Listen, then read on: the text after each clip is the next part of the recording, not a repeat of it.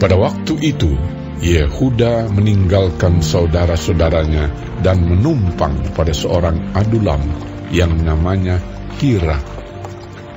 Di situ Yehuda melihat anak perempuan seorang Kanaan. Nama orang itu ialah Shua. Lalu Yehuda kawin dengan perempuan itu dan menghampirinya. Perempuan itu mengandung, lalu melahirkan seorang anak laki-laki dan menamai anak itu Er. Sesudah itu perempuan itu mengandung lagi, lalu melahirkan seorang anak laki-laki dan menamai anak itu Onan. Kemudian perempuan itu melahirkan seorang anak laki-laki sekali lagi dan menamai anak itu Shelah. Yehuda sedang berada di Kezib ketika anak itu dilahirkan. Sesudah itu Yehuda mengambil bagi Er, anak sulungnya, seorang istri yang bernama Tamar. Tetapi Er, anak sulung Yehuda itu adalah jahat di mata Tuhan. Maka Tuhan membunuh dia. Lalu berkatalah Yehuda kepada Onan, "Hampirilah istri kakakmu itu. Kawinlah dengan dia sebagai ganti kakakmu, dan bangkitkanlah keturunan bagi kakakmu." Tetapi Onan tahu bahwa bukan ia yang empunya keturunannya nanti. Sebab itu setiap kali ia menghampiri istri kakaknya itu, ia membiarkan maninya terbuang, supaya ia jangan memberi keturunan kepada kakaknya. Tetapi yang dilakukannya itu adalah jahat di mata Tuhan. Maka Tuhan membunuh dia juga. Lalu berkatalah Yehuda kepada Tamar, menantunya itu, "Tinggallah sebagai janda di rumah ayahmu, sampai anakku Shelah itu besar." Sebab pikirnya, jangan-jangan ia mati seperti kedua kakaknya itu. Maka pergilah Tamar dan tinggal di rumah ayahnya. Setelah beberapa lama, matilah anak Shua, istri Yehuda. Habis berkabung, pergilah Yehuda ke Timna, kepada orang-orang yang menggunting bulu domba-dombanya, bersama dengan Hira, sahabatnya, orang Adulam itu. Ketika dikabarkan kepada Tamar, "Bapak mertuamu sedang di jalan ke Timna untuk menggunting bulu domba-dombanya," maka ditanggalkannya lah pakaian kejandaannya. Ia bertelekung dan berselubung, lalu pergi duduk di pintu masuk ke Enaim yang di jalan ke Timna. Karena dilihatnya bahwa Shelah telah menjadi besar, dan dia tidak diberikan juga kepada Shelah itu untuk menjadi istrinya. Ketika Yehuda melihat dia, disangkanyalah dia seorang perempuan sundal, karena ia menutupi mukanya.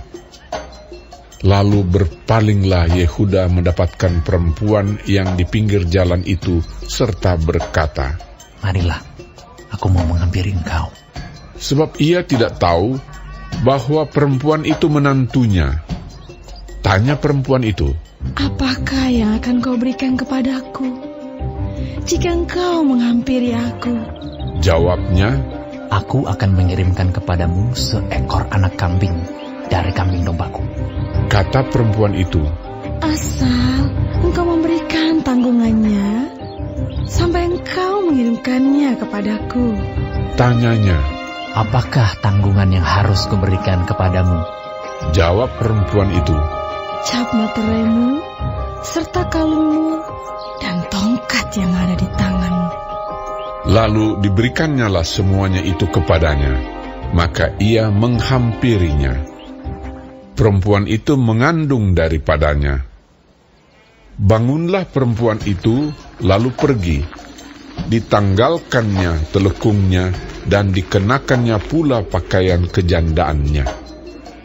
Adapun Yehuda, ia mengirimkan anak kambing itu dengan perantaraan sahabatnya, orang Adulam itu, untuk mengambil kembali tanggungannya dari tangan perempuan itu, tetapi perempuan itu tidak dijumpainya lagi. Ia bertanya-tanya di tempat tinggal perempuan itu, "Di manakah perempuan jalan yang duduk tadinya di pinggir jalan di Enaim itu?" Jawab mereka, "Tidak ada di sini perempuan jalang." Kembalilah ia kepada Yehuda dan berkata, Tidak ada kujumpai dia. Dan juga orang-orang di tempat itu berkata, "Tidak ada perempuan jalang di sini." Lalu berkatalah Yehuda, Biarlah barang-barang itu dipegangnya, supaya kita jangan menjadi buah olok-olok orang. Sungguhlah anak kambing itu telah kukirimkan, tetapi engkau tidak menjumpai perempuan itu. Sesudah kira-kira 3 bulan dikabarkanlah kepada Yehuda, Tamar menantumu bersundal, bahkan telah mengandung dari persundalannya itu. Lalu kata Yehuda, Bawalah perempuan itu, supaya dibakar. waktu dibawa, perempuan itu menyuruh orang kepada mertuanya mengatakan, Dari laki-laki yang mempunyai barang-barang inilah aku mengandung.